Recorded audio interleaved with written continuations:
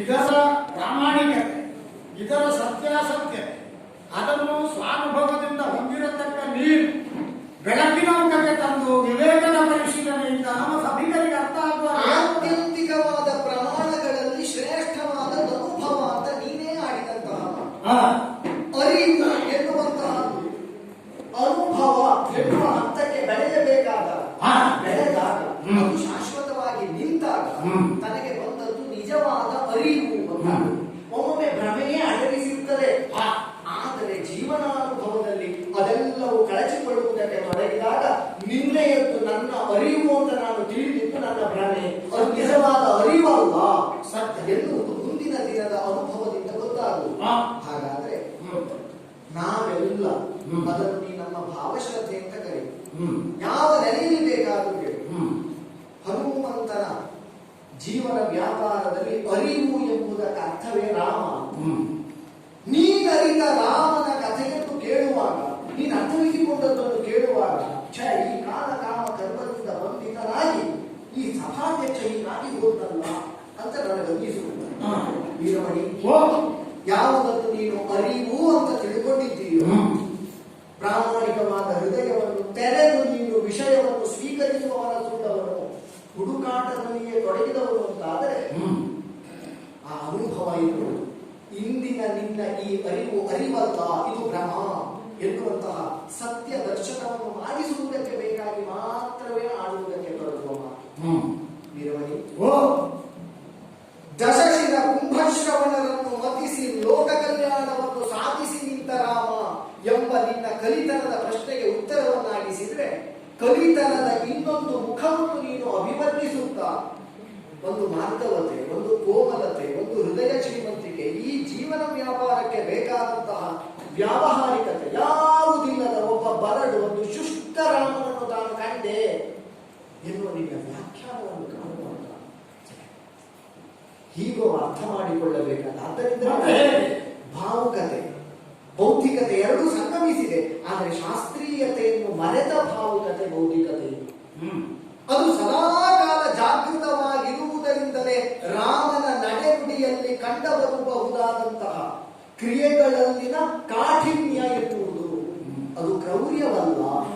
ಅದು ಕಾಠಿಣ್ಯವಾಗಿ ಲೋಕಮುಖಕ್ಕೆ ಕಾಣಿಸ್ತದೆ ಹೊರತು ಅದು ಕ್ರೌರ್ಯದ ನೆಲೆಯಲ್ಲಿ ಇದ್ದದ್ದಲ್ಲ. ಯಾಕೆಂದ್ರೆ ಅದು ಶಾಸ್ತ್ರದ ಆಧಾರದಲ್ಲಿ ಈ ಜೀವನ ವ್ಯಾಪಾರ ಅನಿವಾರ್ಯವಾದ. ಜಾತ್ರೆಯಲ್ಲಿ ಪತ್ನಿಯನ್ನು ಕಳಕೊಂಡವನ ಕಥೆಗೂ ಜೀವನ ಯಾತ್ರೆಯಲ್ಲಿ ಸೀತೆ ಎಂಬ ಪತ್ನಿಯನ್ನು ಕಳೆದುಕೊಂಡ ರಾಮನಂತಹ ಪತಿಯ ಕಥೆಗೂ ಒಂದೇ ಮೌಲ್ಯವಲ್ಲಾಗಿರಬೇಕು. ಆ ಮೌಲ್ಯದಲ್ಲಿ ಅತ್ಯಂತ ಹೆಚ್ಚಿನದಾದ ಭಿನ್ನತೆ ಉಂಟು, ನೀನು ಅರ್ಥೈಸಿಕೊಳ್ಳಬೇಕು. ಯಾಕಲ್ಲ, ಪಿತೃವಾಕ್ಯ ಪರಿಪಾಲನಾ ಎಂಬ ದೀಕ್ಷಾಬದ್ಧನಾಗಿ ಹೊರಟು ನಿಂತ ರಾಮನ ಚರಿತ್ರೆಯನ್ನಲ್ಲಿಂದ ಇಲ್ಲಿಯವರೆಗೆ ನೀನು ನಿರೂಪಿಸುತ್ತಾ ಬಂದಿ ಅಂತಾದರೆ, ಯಾವಲ್ಲೆಲ್ಲ ನೀನು ಕೇವಲ ಶುಷ್ಕತೆಯನ್ನು ಕಾಣ್ತೀಯೋ ಅಲ್ಲೆಲ್ಲ ಆ ಮಾರ್ಧವತೆಯನ್ನು ಸ್ಪಷ್ಟವಾಗಿ ಎಲ್ಲಿಯವರೆಗೆ ಅಂತ ಕೇಳಿದರೆ, ವಿಶ್ವಾಮಿತ್ರರಂತಹ ಮಹರ್ಷಿಗಳು ಮಲಗಿದ ಮುದ್ದು ರಾಮನನ್ನು ಕಂಡು ಕೌಸಲ್ಯ ಸುಪ್ರಜಾ ರಾಮ ಅಂತ ಸಂಬೋಧಿಸಿದಂತಹ ವಿಶ್ವಾಮಿತ್ರರು ನಾನು ಋಷಿಯಾಗಿ ಕೆಟ್ಟೆ ಅಂತ ಆಡಿದ್ರಂತೆ. ಯಾಕೆ ಗೊತ್ತು? ತನ್ನ ತೊಡೆ ಒಂದು ಕ್ಷಣಕ್ಕೆ ಕೌಸಲ್ಯೆಯ ಮಡಿಲಾಗಬಾರದೆ, ಮುದ್ದು ರಾಮನಿಗೆ ತೊಟ್ಟಿಲಾಗಬಹುದಾದಂತಹ ಮಡಿಲಾಗಬಾರದೆ, ಒಂದು ಕ್ಷಣ ತಾನು ಕೌಸಲ್ಯೆಯಾಗಬಾರದೆ ಎಂಬ ಮನಸ್ಸು ವಿಶ್ವಾಮಿತ್ರರಂಥವರ ಆ ಹೃದಯಕ್ಕೆ ಆ ಮಾರ್ಧವತೆಯನ್ನು ತಂದ ರಾಮನ ವ್ಯಕ್ತಿತ್ವ ಬೆಳೆದು ಬಂದ ಬಗೆಯದು. ಎಲ್ಲರಲ್ಲಿ ರಾಮ ಸಂಸರ್ಗಕ್ಕೆ ಬಂದ ಎಲ್ಲರೂ ಆ ಮಾರ್ಧವತೆಯನ್ನು ಅನುಭವಿಸಿ ಆ ಅನುಭವವನ್ನು ಪ್ರಪಂಚಕ್ಕೆ ಕೊಡುವುದಕ್ಕೆ ಬೇಕಾಗಿ ತಾನು ಆ ತಾಪವನ್ನು ಅನುಭವಿಸುತ್ತಾ ಸಾಗಿದ ಪರಿ ವನವಾಸದಲ್ಲಿ ಸಿಕ್ಕ ಎಲ್ಲ ಪ್ರಕೃತಿಗಳ ಜೀವನದ ಉದ್ದೇಶವನ್ನು ನೀನು ಕಾಣುತ್ತಾ ಬಂದ್ರೆ ನಿನಗದು ಸ್ಪಷ್ಟ. ಹಾಗಾದರೆ ಕೊನೆಯಲ್ಲಿ ತನ್ನ ಪತ್ನಿಯನ್ನು ಕಳೆದುಕೊಂಡು ರಾವಣ ವಧೆಯನ್ನು ಮಾಡಿದ ರಾಮನ ಚರಿತ್ರೆಯನ್ನು ನೀನು ವಿಸ್ತಾರ ಮಾಡುವಾಗ ಆ ರಾಮನನ್ನು ಯಾವ ನೆಲೆಯಲ್ಲಿ ಇಟ್ಟೆ, ತಾಯಿಯಾದ ಸೀತೆಯನ್ನು ಯಾವ ನೆಲೆಯಲ್ಲಿಟ್ಟೆ, ನನ್ನನ್ನಾಡ್ತೀನಿ. ವಾಗ್ವಿದಾಂ ವರಹ, ರಾಮೋ ಶಸ್ತ್ರಭೃತಾಂ ವರಹ, ಧರ್ಮಭೃತಾಂ ವರಹ. ಇದೆಲ್ಲ ಆಡಿದ್ದು ಕೇವಲ ದಾಸನಾಗಿ ಹೊಗಳುವ ಹನುಮನ ನಾಲಿಗೆಯಲ್ಲ. ಕಣ್ಣು ಮುಚ್ಚಿಯೂ ಪ್ರಪಂಚದ ಕಲ್ಯಾಣವನ್ನು ಸಂಕಲ್ಪವಾಗಿಸಿ ಕಾಣಬಲ್ಲ ಮಹಿಮೆಯುಳ್ಳ ಮಂತ್ರಗಳನ್ನು ಕಾಣುವ ಕಣ್ಣುಳ್ಳ ಮಹಾತ್ಮನಿಗೆ ಋಷಿ ಅಂತ ಹೆಸರು. ಆ ಋಷಿಗಳ ಕಣ್ಣಿಗೆ ಕಂಡು ತಮ್ಮಂಥವರ ಹೃದಯಕ್ಕೆ ಆನಂದ ಪ್ರದಾಯಕತ್ವ ಎನ್ನುವುದೇ ರಾಮನಾಮಕ್ಕೆ ವಿಶೇಷವಾದ ಅರ್ಥ ಎನ್ನುವುದನ್ನು ಪ್ರಾಜ್ಞರಾದವರು ಒಪ್ಪುವಾಗ ರಾಮನ ಹೃದಯದಲ್ಲಿ ಮಾರ್ಧವತೆಯೇ ಇಲ್ಲ ಅಂತ ಆಡಿದರೆ ಸೀತೆ ಯೋಗಿನಿಯಲ್ಲ ಅಂತ ನಾವು ಆಡಿದಾಗ ಆ ಎಲ್ಲ ಯೋಗಿಗಳ ಹೃದಯವನ್ನೇ ತನ್ನಂತರಂಗದಲ್ಲಿ ಬಸಿರಲ್ಲಿ ಹೊಂದಂತಹ ಸೀತೆಯ ಹೃದಯಕ್ಕೂ ಸದಾಕಾಲ ಆನಂದ ಪ್ರದಾಯಕನೇ ಇದ್ದಾನೆ ರಾಮ. ಅರ್ಥವಿಸಿಕೊಳ್ಳುವ ಮತಿಯೋ ಬುದ್ಧಿಯೋ ನೋಡುವ ಕಣ್ಣೋ ಇದರದ್ದಾದಂತಹ ನ್ಯೂನತೆ ದೋಷ ಕಾರಣವಾಗಿ ಆ ವ್ಯಕ್ತಿತ್ವದಲ್ಲೊಂದು ವಿಕ್ಷಿಪ್ತತೆ ನನಗೆ ಕಂಡು ಬಂದಿದೆ ಹೊರತು ಅಲ್ಲಿ ನೀನೊಂದನ್ನು ಒಪ್ಪಿಕೊಂಡು ಆಡುವಾಗ ನನಗೊಂದು ಭರವಸೆಯ ಭಾವ ಮೂಡುತ್ತದೆ. ನೀನು ಪ್ರತ್ಯಕ್ಷದರ್ಶಿ, ನೀನು ಅನುಭವ ಸಂಪನ್ನನಿದ್ದಿ ರಾಮಚಾರಿತ್ರ್ಯದ ವಿಷಯದಲ್ಲಿ ಅಂತ ನೀನು ಆಡುವಾಗ ಹೌದು. ರಾವಣ ವಧಾನಂತರದಲ್ಲಿ ಲಂಕೆಗೆ ಗತಿ ಏನು ಎನ್ನುವುದನ್ನು ನಿಯಮಿಸುವುದಕ್ಕೆ ತೊಡಗಿದ ರಾಮಚಂದ್ರನ. ಸತ್ಯವೇ ಹೌದು. ಯಾಕೆ? ಅನುಷ್ಠಾನ ನಿತ್ಯತ್ವ ಸ್ವಾತಂತ್ರ್ಯ ಅಪಕರ್ಷತಿ. ಕೇವಲ ಹೆಂಡತಿಗೆ ತಾನೊಬ್ಬ ಪತಿ ಎಂಬ ಭಾವದಲ್ಲಿರುವವನಿಗೆ ಕಳೆದುಕೊಂಡ ಹೆಂಡತಿ ಸಿಕ್ಕಳು ಎನ್ನುವ ಭ್ರಮೆಯನ್ನೇ ಸಂಭ್ರಮ ಅಂತ ತಿಳಿಯುವುದಕ್ಕೆ ಅವಕಾಶ. ಆದರೆ ತಾನು ಕೇವಲ ಈ ಕೈ ಹಿಡಿದ ಪತ್ನಿಗೆ ಮಾತ್ರ ಪತಿಯಾದವನಲ್ಲ, ತನ್ನ ಪತಿತ್ವದ ನೆಲೆಬೆಲೆ ಬೇರುಂಟು ಎನ್ನುವ ಚೆನ್ನಾದ ಅರ್ಥವಾದಂತಹ ಒಬ್ಬ ರಾಮಚಂದ್ರನಿಗೆ ಅರಾಜಕವಾಗುವ ಲಂಕೆಗೆ ಸುವ್ಯವಸ್ಥೆಯನ್ನು ಕಲ್ಪಿಸಿಕೊಡಬಹುದಾದದ್ದಕ್ಕೆ ಭಾವುಕತೆಯ ಬಂಧನವಿಲ್ಲ. ಅಲ್ಲಿ ಬೌದ್ಧಿಕತೆ ಕೆಲಸಕ್ಕೆ ಬರುವುದಿಲ್ಲ. ಅಲ್ಲಿ ಬರಬೇಕಾದದ್ದು ಜೀವನ ವ್ಯಾಪಾರಕ್ಕೆ ಆತ್ಯಂತಿಕ ನಿರ್ಣಯವನ್ನು ಕೊಡುವ ಶಾಸ್ತ್ರೀಯತೆ. ಆ ಶಾಸ್ತ್ರೀಯತೆಯ ನೆಲೆಯಲ್ಲಿ ನಿಂತಹ ತಾನೇ ಕೊಂದ ರಾವಣನಿಗಾದರೂ ಮರಣಾಂತಾನಿ ವೈನಾಣಿ ತಮ್ಮನಾದ ವಿಭೀಷಣನನ್ನು ಕರೆದು ಮಡಿದು ಬಿದ್ದ ರಾವಣನ ಶರೀರಕ್ಕೆ ಅಂತ್ಯ ಸಂಸ್ಕಾರವನ್ನು ಮಾಡು ಎನ್ನುವ ಸಂಸ್ಕಾರಕ್ಕೆ ರಾಮ ಅಂತ ಹೆಸರು. ಹಾಗಾದ್ರೆ ಬಿದ್ದ ಅಣ್ಣನಿಗೆ ಅಂತ್ಯ ಸಂಸ್ಕಾರವನ್ನು ಮಾಡುವುದಕ್ಕೆ ಮೊದಲಿಗೆ ಪೂರ್ಣ ಮನಸ್ಸಿನಿಂದ ಒಪ್ಪಲಿಲ್ಲ ವಿಭೀಷಣ. ನೀನು ಮಾಡಲಿಲ್ಲ ಅಂತಾದ್ರೆ ಅವನಿಗೆ ತಾನು ತಮ್ಮನಾಗಿ ಆ ಸಂಸ್ಕಾರವನ್ನು ಮಾಡುತ್ತೇನೆ ಎನ್ನುವಲ್ಲಿ ಸಂಬಂಧಕ್ಕೆ ರಾಮ ಕಲ್ಪಿಸಬಹುದಾದ ಮಾನ್ಯತೆ ಏನು ಎನ್ನುವುದನ್ನು ಸ್ಪಷ್ಟವಾಗಿ ನಾವು ತಿಳ್ಕೊಳ್ಳುವುದಕ್ಕಾಗ್ತದೆ. ತನ್ನ ಪತ್ನಿಗೆ ಅಪಕಾರವನ್ನು ಮಾಡಿದ ರಾವಣನನ್ನಾದರೂ ಸಂಸ್ಕಾರದಿಂದ ತಮ್ಮನಾಗಿಸಿಕೊಳ್ಳಬಹುದಾದವನಿಗೆ ತನ್ನ ಪತ್ನಿಯ ಅಂತರಂಗ ಏನು ಎನ್ನುವುದನ್ನು ಅರ್ಥವಿಸಿಕೊಳ್ಳಲಾರದೇ ಇದ್ದಷ್ಟು ಮನೋದೌರ್ಬಲ್ಯ ಅಂತ ನಾವು ಆಡುವುದಕ್ಕೆ ಹೊರಟ್ರೆ ರಾಮನ ವಿಷಯದಲ್ಲಿ ಅದು ಸರಿಯಾಗುವುದಕ್ಕಿಲ್ಲ. ಹಾಗಾದ್ರೆ ಆ ನೆಲೆಯನ್ನು ಕಲ್ಪಿಸಿಯೇ ಯಾವ ನೆಲೆಯನ್ನು ಪ್ರಪ್ರಥಮವಾಗಿ ಕಲ್ಪಿಸಬೇಕೆಂಬಂತಹ ಶಾಸ್ತ್ರೀಯತೆಗನುಗುಣವಾಗಿ ತನ್ನದಾದ ಕುಟುಂಬವೋ ಅಲ್ಲ ತನ್ನನ್ನು ನಂಬಿದ ಈ ಪ್ರಪಂಚವೆಂಬ ಕುಟುಂಬವೋ ಅಂತ ಪ್ರಶ್ನೆ ಬಂದಾಗ ಆ ಧರ್ಮಾತ್ಮನಾದವನಿಗೆ ಮೊದಲು ಗಣನೆಗೆ ಬರಬೇಕಾದದ್ದು ತನ್ನನ್ನು ನಂಬಿದ ಕುಟುಂಬ, ಆಮೇಲೆ ತನ್ನ ಕುಟುಂಬ. ಅದೇ ಅನುಷ್ಠಾನದ ನಿತ್ಯತ್ವ ಎನ್ನುವುದು ತನ್ನ ವೈಯಕ್ತಿಕವಾದ ಸ್ವಾತಂತ್ರ್ಯವನ್ನು ಅಪಹರಣ ಮಾಡ್ತದೆ ಅಂತ ಹೇಳೇನು, ತಾನು ಬಿಟ್ಟು ಕೊಡಬೇಕಾದ ಬದ್ಧತೆಯಲ್ಲಿ ನಿಲ್ತಾನೆ, ಅವನಿಗೆ ಪ್ರಭು ಅಂತ ಹೆಸರು.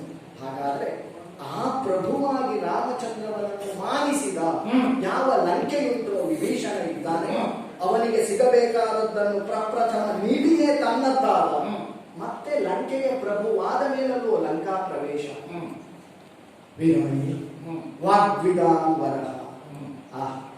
ರಾಮ ಹೇಳದೇ ಇದ್ರು ನೀನು ಸೀತೆಯಲ್ಲಿ ತುಂಬಾ ಚೆನ್ನಾಗಿ ಮಾತಾಡಿದಿ.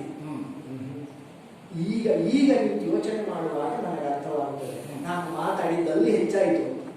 ಯಾಕೆ? ತನ್ನ ಪತ್ನಿ ಏನು ಎನ್ನುವುದನ್ನು ಚೆನ್ನಾಗಿ ಅರ್ಥವಿಸಿಕೊಂಡ ರಾಮಚಂದ್ರನಿಗೆ ಸೀತೆಗೆ ಗೊತ್ತಾಗುವಂತೆ ಹೇಳಬೇಕಾದ ಭಾಷೆ ಯಾವುದು ಅಂತ ಗೊತ್ತಿದೆ. ಆ ಭಾಷೆಯ ಭಾವವನ್ನು ಅರ್ಥವಿಸಿಕೊಳ್ಳುವುದಕ್ಕೆ ಅಸಮರ್ಥನಾದ ಈ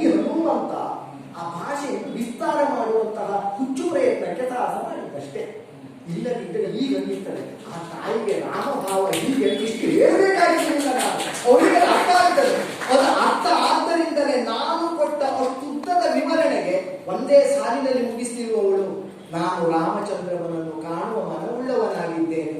ಹಾಗಾದ್ರೆ ಅತ್ಯಂತದ್ದು ರಾಮಚಂದ್ರನ ಇಂಗಿತವನ್ನು ಸ್ಪಷ್ಟವಾಗಿ ಅರ್ಥೈಸಿಕೊಳ್ಳುವಲ್ಲಿ ಎಂದೂ ಸೋಲದ ಸೀತೆಗೆ ಮಾತ್ರವೇ ರಾಮನ ಭಾಷೆಯನ್ನು ಅರ್ಥೈಸಿಕೊಳ್ಳುವ ಸಾಮರ್ಥ್ಯ ಉಂಟು ಅಂತ ಹೇಳಿದ ನನಗೂ ಕೇಳಿದ ನನಗೂ ಅಲ್ಲ, ಈ ಲೋಕ ಯಾವ ನೆಲೆಯಲ್ಲಿ ಅದನ್ನು ಗ್ರಹಿಸ್ತದೆ ಎಂಬ ನೆಲೆಯಲ್ಲ.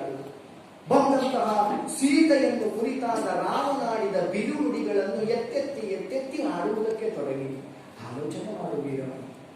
ಒಬ್ಬ ಪ್ರಭುವಾಗಿ ಆದರ್ಶ ಧರ್ಮವನ್ನು ಆದರ್ಶವಾಗಿ ಪ್ರಪಂಚವೂ ಇದನ್ನು ಅನುಸರಿಸಬೇಕೆಂಬ ಪ್ರಾಮಾಣಿಕ ಕಾಳಜಿಯುಳ್ಳಂತಹ ಒಬ್ಬ ಪ್ರಭುವಾಗಿ ಆಚರಿಸಬೇಕಾದಂತಹ ಆ ಸ್ಥಾನ ಧರ್ಮ ಏನು ಎನ್ನುವುದನ್ನು ನೀನು ಪ್ರಾಮಾಣಿಕವಾಗಿ ಚಿಂತಿಸಿದೆ, ನಿನಗೆ ಅರ್ಥ ಆಗುವುದಿಲ್ಲ. ಸನಿಹದಲ್ಲಿದ್ದ ಹನುಮಂತ ಕಂಡಿದ್ದಾನೆ, ಲಕ್ಷ್ಮಣ ಕಂಡಿದ್ದಾನೆ, ವಿಭೀಷಣನೂ ಗುರುತಿಸಿದ್ದಾನೆ. ಯಾಕೆ ಗೊತ್ತೋ?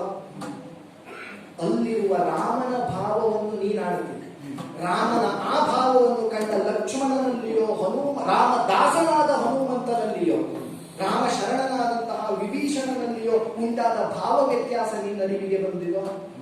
ದಾಸನಾಗಿಯೂ ನಮ್ಮ ಭಾವದಲ್ಲಿ ವ್ಯತ್ಯಾಸ ಬಂದಿದೆ ವೀರಮಣಿ. ರಾಮ ಸೀತೆಯ ಬಗೆಗಾಗಿ ಬಿರುನುಡಿಗಳನ್ನಾಡುವ ಕಾಲಕ್ಕೆ ನಮ್ಮ ರಾಮ ಯಾಕೆ ಹೀಗೆ ಮಾಡ್ತಾನೆ? ಬಾಯಿದರಿಗೆ ಆಡದೆ ಇದ್ರು ಅಂತರಂಗದಲ್ಲಿ ಶ್ರುತಿ ಏರುವುದು ಸುಳ್ಳಲ್ಲ. ಆ ಪುಣ್ಯಮೂರ್ತಿಯನ್ನು ಕಾಣುವಾಗ ಗೊತ್ತಾಗ್ತದೆ ನೀನು ಹೇಳಿದ್ದೇ ಹೌದು ಅಂತ. ಯಾವ ಮಾರ್ಗವತೆಯೂ ಇಲ್ಲದ ರಾಮ ಅಲ್ಲಿ ನಿಮಗೆ ಕಾಣಿಸ್ತಾನೆ ಅಂತ. ದೈನ್ಯಂ ಶೋಕಂಚ ಹರ್ಷಂಚ ಈ ಮೂರೂ ಭಾವಗಳು ಒಟ್ಟಾಗಿ ರಾಮಚಂದ್ರನಲ್ಲಿ ಕಾಣಿಸಿಕೊಂಡದ್ದು. ಸೀತೆಯನ್ನು ಲಂಕೆಯ ಆ ಭೂಮಿಯಲ್ಲಿ ಕಂಡ ರಾಮನ ಅಂತರಂಗದಲ್ಲಿ ಒಮ್ಮೆಗೆ ಕ್ರೋಧ, ಒಮ್ಮೆಗೆ ದೈನ್ಯಾವಸ್ಥೆ ಯಾಕೆ ಕಾಣಿಸಿಕೊಳ್ತದೆ? ಇಲ್ಲಿಂದ ಕೇವಲ ಕ್ರೋಧ ಬರಬೇಡುವ. ಈಗ ನೀನು ಹೇಳಿದ ಮಾತುಗಳಿಗೆ ಮಾತ್ರ ಬೆಲೆ ಅಂತಾರೆ, ಅದರ ಅರ್ಥ ಅಷ್ಟೇ ವ್ಯಾಪ್ತಿಯುಳ್ಳದ್ದು ಅಂತಾರೆ. ಕೇವಲ ಕ್ರೋಧ ಕಾಣಬೇಕು, ಯಾಕೆ ದುಃಖವಾಗಬೇಕು? ಈ ಮಾತುಗಳನ್ನಾಡುವ ಅನಿವಾರ್ಯತೆ ಉಂಟಾಯಿತಲ್ಲ ಗಂಡನಾಗಿ. ಕ್ರೋಧ ಯಾಕೆ? ಒಬ್ಬ ಭೂಪತಿಯಾಗಿ ನಾನು ಆ ಕಾಲದಲ್ಲಿ ತೋರಿಸಬೇಕಾದ ಕ್ರೋಧ ಎನ್ನುವುದಕ್ಕಾಗಿ. ಹಾಗಾದ್ರೆ ಈ ಮೂರೂ ಭಾವಗಳ ಮಿಶ್ರ ಸ್ಥಿತಿ ಎನ್ನುವಂತಹದನ್ನು ಅತ್ಯಂತ ಸಮನ್ವಯ ದೃಷ್ಟಿಯಿಂದ ಕಂಡುಕೊಂಡ ರಾಮನಾಡಿದಂತಹ ಮಾತುಗಳು. ಹಾಗಾದ್ರೆ ರಾಮ ಆಡಿದ ಮಾತುಗಳಿಗೆ ತಾತ್ಪರ್ಯ ಏನಿರುವುದು ಆ ಪ್ರಕರಣದಿಂದ ಅಲ್ಲ ಸಿದ್ಧವಾಗುವುದು, ಪರಿಣಾಮದಿಂದ. ಪರಿಣಾಮ ರಾಮನ ಈ ಬಿರುನುಡಿಗಳನ್ನು ಕೇಳಿದ ಸೀತೆ ತೋರಿಸಿದ ದಶದಿಕ್ಕುಗಳಲ್ಲಿ ಇದು ರಾಮಾಜ್ಞೆ ಅಂತ ಹೊರಟಳು. ಧರ್ಮೇಚ ಅರ್ಥೇಚ ಕಾಮೇಚ ನ ಅತಿಚರಾಮಿ ಎಂದು ಕೈ ಹಿಡಿದಂತಹ ಸೀತೆ ನಿನಗೆ ದಶದಿಕ್ಕುಗಳು ತೆರವಾಗುವುದು, ಎಲ್ಲಿ ಬೇಕಾದರೂ ಹೋಗು, ಭರತನನ್ನು ಆಶ್ರಯಿಸು, ಲಕ್ಷ್ಮಣನನ್ನು ಆಶ್ರಯಿಸು, ವಿಭೀಷಣನನ್ನು ಬೇಕಾದ್ರೆ ಆಶ್ರಯಿಸು ಅಂತ ಹೇಳಿ ನಿಲ್ಲಿಸಿದ ಕಾಲಕ್ಕೆ ಇದು ರಾಮಾಜ್ಞೆ ಅಂತ ಇದನ್ನು ತಾನು ಅನುಸರಿಸಬೇಕು ಅಂತ ಹೊರಟಲೋ ಸೀತೆ? ಹೊರಟಲಿಲ್ಲ. ಹಾಗಾದ್ರೆ ರಾಮನಿಗೆ ಎದುರಾಗಿ ನಿಂತಲೋ? ನಿಲ್ಲಿಲ್ಲ, ರಾಮನ ಒಳಗೆ ನಿಂತಲು. ಆದ್ದರಿಂದ ಧಗಧಗಿಸುವ ಯಜ್ಞೇಶ್ವರನ ಮಧ್ಯದಲ್ಲಿಯೂ ಜೀವಂತ ನಿಂತು ಯಜ್ಞೇಶ್ವರನೇ ತನ್ನ ಪಡೆಯಲ್ಲಿ ಕುಳ್ಳಿರಿಸಿಕೊಂಡು ರಾವಣಾಂಕ ಪರಿಭ್ರಷ್ಟಳು ಎಂಬಂತಹ ಅಪವಾದವೊಂದು ಆ ಸೀತಾ ಮಾತೆಯನ್ನು ಲೌಕಿಕವಾಗಿ ಆದರೂ ಸೋಂಕಕೂಡದು ಎಂಬ ತನ್ನ ವಜ್ರ ಪಂಜರದಲ್ಲಿ ಸಂರಕ್ಷಿಸಿ ತಂದು ಸೀತೆಯ ಬಗೆಗಾಡುತ್ತಾನೆ. ಪರಮ ಪಾವಿತ್ರ್ಯಳು, ಸರ್ವ ಭಕ್ಷಕನೆಂದೇ ಪ್ರಸಿದ್ಧಿಯನ್ನು ಪಡೆದಾತನಿಗೆ ಎಲ್ಲವನ್ನು ಸುತ್ತುರುವ ಬೆಂಕಿ ಅಗ್ನಿಯಾಗಿ ಸ್ವೀಕರಿಸಿದ್ದನ್ನು ಉಳಿಸುತ್ತದೆ. ಯಾವುದು ಗೊತ್ತೋ ಅದಕ್ಕೆ ಹವಿಸ್ಸು ಅಂತ ಹೆಸರು. ಸೀತೆಯನ್ನು ಹವಿಸ್ಸಾಗಿಸಿ ಅದನ್ನು ಪುಣ್ಯ ಫಲವಾಗಿಸಿ ಮತ್ತೆ ರಾಮಚಂದ್ರವನಲ್ಲಿಗೆ ತಂದು ನಿಲ್ಲಿಸಿದವನಿಗೆ ಅಗ್ನಿ. ಹಾಗಾದರೆ ಈ ಲೋಕ ವ್ಯವಹಾರಕ್ಕೆ ಮಾತ್ರ ಸೀಮಿತವಾಗದೇ ಇರುವ ದಿವ್ಯ ಭವ್ಯ ಚಾರಿತ್ರ್ಯ ವ್ಯಕ್ತಿತ್ವವನ್ನು ತನ್ನ ಅಂತರಂಗದಲ್ಲಿ ಇರಿಸಿಕೊಂಡಂತಹ ಸೀತಾ ರಾಮನ ದಾಂಪತ್ಯವನ್ನು ಕೇವಲ ಜೀವ ದಾಂಪತ್ಯ ಅಂತ ನೋಡಿದರೆ ಹೀಗೆಲ್ಲ ಪ್ರಶ್ನೆಗಳು ಸಹಜ. ಅದು ಕೇವಲ ಜೀವ ದಾಂಪತ್ಯವಲ್ಲ, ಅಷ್ಟಕ್ಕೆ ಸೀಮಿತ, ಅದು ದೇವ ದಾಂಪತ್ಯ ಎನ್ನುವ ಅರ್ಥ ನಮಗಾಯಿತು ಅಂತಾದರೆ ಕೇಳೋಣ ಸಂಬಂಧ ಮಾತ್ರವೇ ಇದ್ದರೆ ಈ ಪ್ರಶ್ನೆಗಳಿಗೆಲ್ಲ ಸಹಜ. ಇದು ಜೀವ ದಾಂಪತ್ಯವಲ್ಲ, ದೇವ ದಾಂಪತ್ಯ. ಅದರಿಂದಲೇ ಆಡಿದ್ದು. ನಡೆದ ಪ್ರಕರಣ ಮಾತ್ರದಿಂದ ಅಲ್ಲ, ಉಂಟಾದ ಪರಿಣಾಮ ತಳ ಧರಿಸುವ ಹಾಗೆ ಯಜ್ಞೇಶ್ವರನಿಂದ ಬಂಗಾರದ ಪುತ್ಥಳಿಯಾಗಿ ಬಂದು ನಿಂತಹ ಸೀತಾ ಮಾತೆಯನ್ನು ಕಂಡು ಅಂತರಿಕ್ಷದಲ್ಲಿ ದೇವಾನುದೇವತೆಗಳು ಬಂದು ಆಡುವುದಕ್ಕೆ ತೊಡಗಿದರು. ಗತಿಸಿ ಹೋದ ಪಿತ, ಗತಿಸಿ ಹೋದರೋ ಮಾಡಿದ ಮಾತುಂಟು ಅಂತ ಪಿತನ ಮಾತನ್ನು ಅನುಸರಿಸುತ್ತಾ ಬಂದ ರಾಮ. ರಾಮನ ಕ್ರಿಯೆಯನ್ನು ಮತ್ತೆ ಸಮರ್ಥಿಸುವುದಕ್ಕೆ ಆಕಾಶದ ವಿಮಾನದಲ್ಲಿ ಕಾಣಿಸಿಕೊಂಡ ದಶರಥ ತನ್ನ ಸೊಸೆಯಾದ ಸೀತೆಯನ್ನು ಬಳಿಯಲ್ಲಿ ಕುಳ್ಳಿರಿಸಿಕೊಂಡು ಆಡ್ತಾನೆ. ರಾಮ ಮಾಡಿದ ಕರ್ತವ್ಯನು ಅಂತ ಅಪ್ಪ ಮಾತಾಡಿದ ಬಂದು ಬೇಸರಿಸಲು ಸೀತಾ, ರಾಮ ನಿನ್ನ ಮೇಲಿನ ದೋಷ ಭಾವದಿಂದ ಅಲ್ಲ ಮಾಡಿದ್ದು. ಲೋಕಾಪವಾದ ಎಂಬುದು ಯಾವ ಕಾಲಕ್ಕೂ ತಟ್ಟಕೂಡದು. ಹಾಗಾದ್ರೆ ಆ ಕಾಠಿಣ್ಯ, ಆ ಕಠೋರತೆ ಬೆಂಕಿಯಲ್ಲ ಅಲ್ಲದೆ, ಬೆಂಕಿಯಲ್ಲಿ ಸುಟ್ಟಲ್ಲದೆ ಅಲ್ಲವಲ್ಲ ಬಂಗಾರಕ್ಕೆ ಹೊರತು ಹೆಚ್ಚುವುದು. ಹಾಗಾದ್ರೆ ನೀನು ಶುದ್ಧ ಬಂಗಾರ. ಆ ನೆಲೆಯ ಮಾತನ್ನೇ ರಾಮನಾಡಿದ್ದು. ತೋರುತ್ತಿರುವುದು ದೀಪವಾದರೂ ಕಣ್ಣಿಗೆ ರೋಗ ಬಂದವ ನೋಡಿದ್ರೆ ದೀಪದಲ್ಲಿ ದೋಷ ಕಾಣ್ತದೆ. ಅರ್ಥ ಏನು? ಸೀತಾ ನೀನು ದೀಪ, ನೋಡುವ ನನಗೆ ಲೋಕಾಪವಾದವೆಂಬ ಕಣ್ಣಿನ ಬೇರೆ ಬಂದಿದೆ. ಅದಕ್ಕೆ ನೀನು ಶುದ್ಧನಾಗಿ ಲೋಕಕ್ಕೆ ಕಾಣಬೇಕು, ತನ್ನಲ್ಲ. ಹಾಗಾದ್ರೆ ತನ್ನ ಕಣ್ಣನ್ನೇ ಲೋಕದ ಕಣ್ಣಾಗಿಸಿಕೊಂಡು ಆ ವಿಶಾಲ ವ್ಯಾಪ್ತಿಯ ಎತ್ತರಕ್ಕೆ ಲೋಕವನ್ನು ಏರಿಸಿ ಆ ಎತ್ತರದಲ್ಲಿ ತಾನು ನಿಂತು ಮಾತಾಡುವ ರಾಮನ ಮಾತುಗಳಿಗೆ ನಾವು ಕೇವಲ ಜೀವಭಾವದ ಮೌಲ್ಯವನ್ನು ಕಲ್ಪಿಸುವುದಕ್ಕಿಲ್ಲ. ಹಾಗಾದ್ರೆ ಬಂದ ಬ್ರಹ್ಮನಾಡಿದರು, ಬಂದಂತಹ ದೇವಾನುದೇವತೆಗಳಾಡಿದರು. ಆಗ ದೇವ ದಾಂಪತ್ಯ ಎಲ್ಲಿಗೆ ಬೆಳೆಯಿತು ಗೊತ್ತೇನೋ? ಸೀತಾ ಲಕ್ಷ್ಮೀ ಭವಾನ್ ವಿಷ್ಣು. ಹೌದೇ? ಹಾಗಾದ್ರೆ ಇಷ್ಟೆಲ್ಲ ಕಾರ್ಯಕಾರಣ ಸಂಬಂಧದಿಂದ ಗಂಡ ಹೆಂಡತಿಯಾಗಿ ನೀನು ಆಡಿದೆಯಲ್ಲ. ಅಲ್ಲಿ ಕಳೆದುಕೊಂಡೆ, ನೀರಲ್ಲಿ ಕೇಳಿದ, ಹೂವಲ್ಲಿ ಕೇಳಿದ, ಕಾರಲ್ಲಿ ಕೇಳಿದ, ಕಲ್ಲಲ್ಲಿ ಕೇಳಿದ, ಸೀತೆಯಲ್ಲಿ ಸೀತೆಯಲ್ಲಿ ಸೀತೆಯಲ್ಲಿ ಕಾಣದೆ ಅಲ್ಲ, ಲೋಕ ಕಾಣುವುದಕ್ಕೆ ಬೇಕಾಗಿ.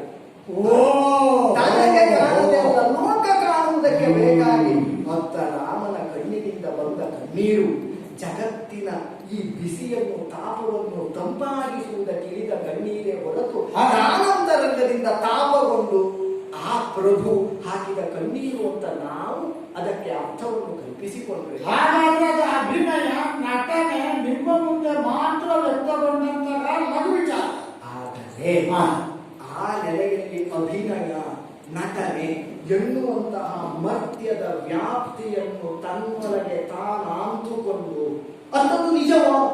ರಾಮನಾಗಿ ಕಂಡಾಗ, ಮಾನವ ಶ್ರೇಷ್ಠ ರಾಮನಾಗಿ ಕಂಡಾಗ ಅಂಥದ್ದು ನಿಜವೇ.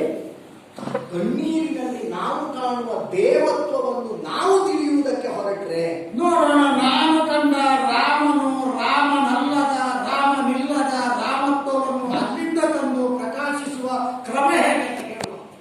ವೀರಮಣಿ, ತತ್ವವೊಂದು ಪ್ರಪಂಚ ಮುಖಕ್ಕೆ ವ್ಯಕ್ತವಾಗುವುದಕ್ಕೆ ತೊಡಗಿದರೆ ಅದು ವ್ಯಕ್ತಿ ಆಗ್ತದೆ. ತತ್ವ ವಿವರಣೆ ಮಾಡುವ ಸಾಮರ್ಥ್ಯ ಬೇಕು.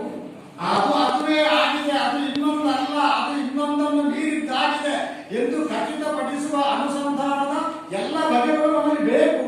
ಸುಮ್ಮನೆ ತತ್ವ ತತ್ವ ತತ್ವ ಅಂತ ಹೇಳಿದ್ರೆ ತತ್ವ ಬೇಕು ಎನ್ನುವಂತಹ ನೆಲೆಯಲ್ಲಿಯೂ ಅದು ಆಡುವವನಲ್ಲಿಯೂ ಬೇಕು, ಕೇಳುವ ವೀರಮಣಿ.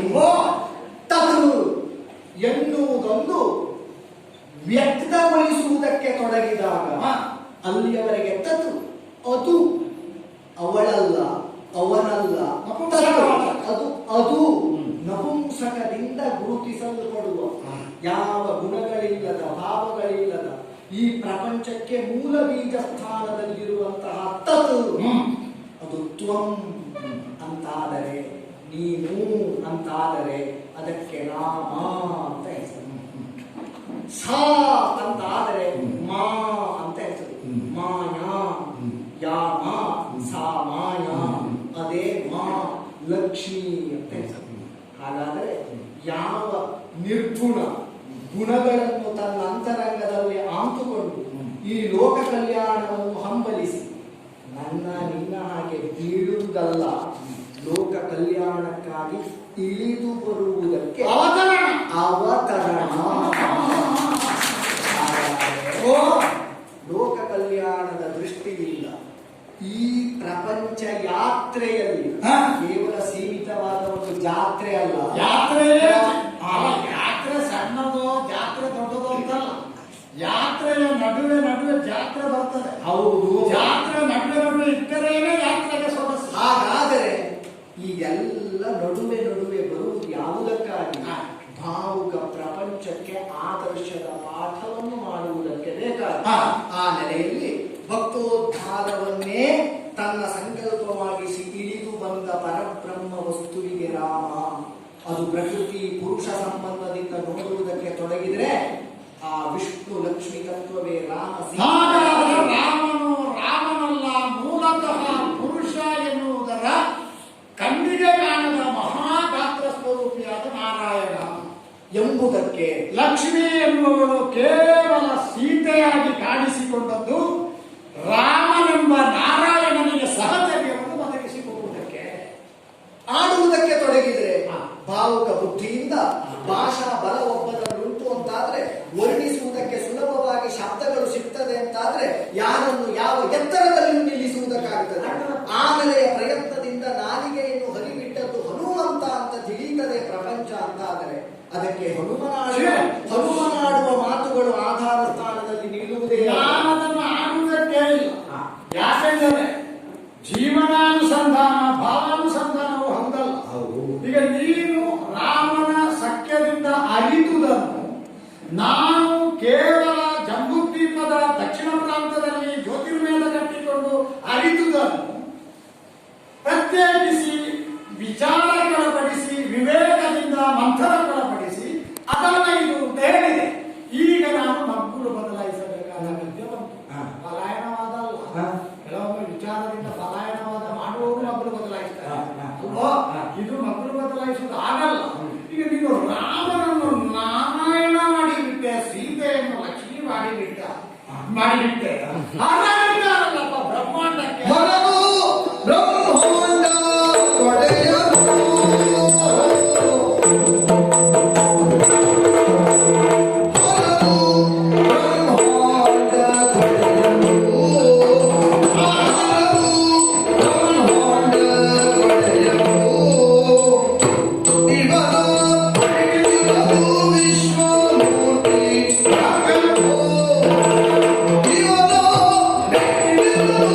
Krishna Murti